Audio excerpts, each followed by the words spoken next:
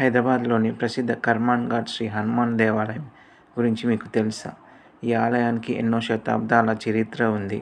మరి ఈ క్షేత్రంలోని విశేషాలు ఏమిటో తెలుసుకుందాం. తెలంగాణ టూరిజం ప్రకారం ఈ ఆలయం హైదరాబాద్లోని ప్రాచీన దేవాలయాల్లో ఒకటి. ఆలయ నిర్మాణాన్ని సుమారు 1198లో కాకతీయ రాజు ప్రోలరాజుతో అనుసంధానిస్తుంది. మరో ప్రసిద్ధ సాంప్రదాయ కథలో రాజు వేటకు వెళ్ళినప్పుడు శ్రీరామనామం వినిపించి ధ్యానంలో ఉన్న హనుమంతుడి విగ్రహాన్ని దర్శించి ఆలయం నిర్మించాడని చెప్తారు.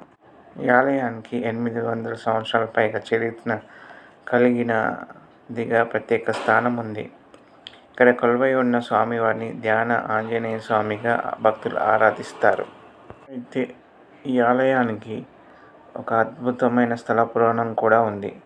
ఒకసారి ఒక రాజు వేటకు వెళ్ళి చాలా దూరం ప్రయాణించి అలసిపోయి ఒక చెట్టు కింద విశ్రాంతి తీసుకుంటున్నాడు. అప్పుడు అతనికి పులి గర్జించిన శబ్దం వినిపించింది. ఆ శబ్దం ఎక్కడి నుంచి వస్తుందో తెలుసుకోవడానికి రాజు ఆ దిశగా వెళ్ళాడు. కానీ అక్కడ పులి కనిపించలేదు. దాని బదులు శ్రీరామ శ్రీరామ అనే పవిత్ర నామం వినిపించింది. ఆ శబ్దాన్ని అనుసరిస్తూ వెళ్ళిన రాజుకు ధ్యానంలో ఉన్న శ్రీ ఆంజనేయ స్వామి విగ్రహం దర్శనమిచ్చిందని స్థల పురాణం చెబుతుంది. రాజు స్వామివారిని దర్శించుకొని తిరిగి వెళ్ళాడు. కానీ ఆ రాత్రి హనుమంతుడు రాజుకు స్వప్నంలో దర్శనమిచ్చి పవిత్ర స్థలంలో నా కోసం ఆలయాన్ని నిర్మించు అని ఆదేశించాడని సాంప్రదాయ కథనం. దాంతో రాజు అక్కడ ఆలయాన్ని నిర్మించి ప్రారంభించాడని చెప్తారు. కానీ ఈ ఆలయానికి మరో ఆసక్తికరమైన కథ కూడా ఉంది. అది మొఘల్ కాలానికి సంబంధించింది. ప్రచారంలో ఉన్న స్థల పురాణం ప్రకారం ఔరంగజేబు కాలంలో ఈ ఆలయాన్ని ధ్వంసం చేయడానికి సైన్యాన్ని పంపాడు. అయితే ఆ సైన్యం ఆలయ ప్రాంగణం దగ్గరకు కూడా లేకపోయిందని కథనం. ఈ విషయం తెలుసుకున్న రాజు స్వయంగా ఆలయాన్ని కూల్చడానికి ప్రయత్నించాడని చెప్తారు. అప్పుడు ఆలయ గడప వద్ద ఒక భయంకరమైన శబ్దం వినిపించిందంట. ఆ సమయంలో ఒక దైవిక స్వరం ఆలయాన్ని కూల్చాలంటే ముందు నీ మనసును దృఢం చేసుకో అనే అర్థం వచ్చే మాటలు పలికిందని స్థానిక స్థల పురాణం చెప్తుంది. అప్పటి నుంచే కర్మాన్ ఘాట్ అనే పేరు వచ్చిందనే ప్రసిద్ధ కథనం ఉంది. కర్మాన్ ఘాట్కి ప్రసిద్ధ అర్థం ఇలా ఉంది. కర్ ప్లస్ మన్ ప్లస్ ఘాట్. కర్ అంటే చెయ్యి లేదా చేతులు, మన్ అంటే మనసు, ఘాట్ అంటే దృఢంగా నిర్ణయించుకోవడం లేదా సంకల్పించడం అనే భావంతో స్థల పురాణంలో వివరిస్తారు.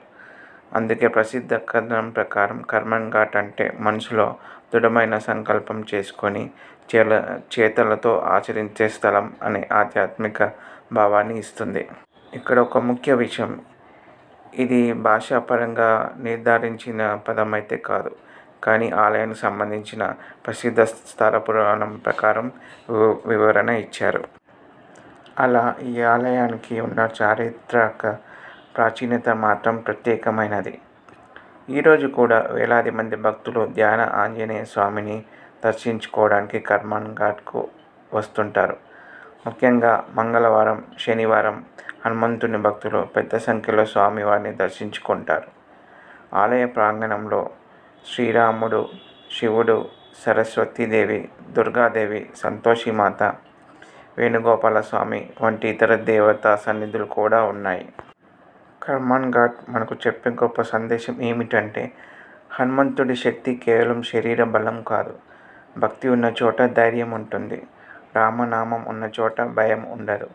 మనసు దృఢంగా ఉన్నప్పుడు ఎలాంటి కష్టాలైనా ఎదుర్కొనే శక్తి మనలో ఉంటుంది. అందుకే ధ్యాన ఆంజనేయ స్వామిని దర్శించినప్పుడు స్వామి నా మనసుకు ధైర్యాన్ని ఇవ్వు అని ప్రార్థించాలి. నా ఆలోచనలకు స్థిరాన్ని ఇవ్వు అని, నా జీవితంలో వచ్చే అడ్డంకులను ఎదుర్కొనే శక్తి నాకు ఇవ్వు అని ప్రార్థించండి. జై శ్రీరామ్, జై హనుమాన్, జై బజరంగబలి.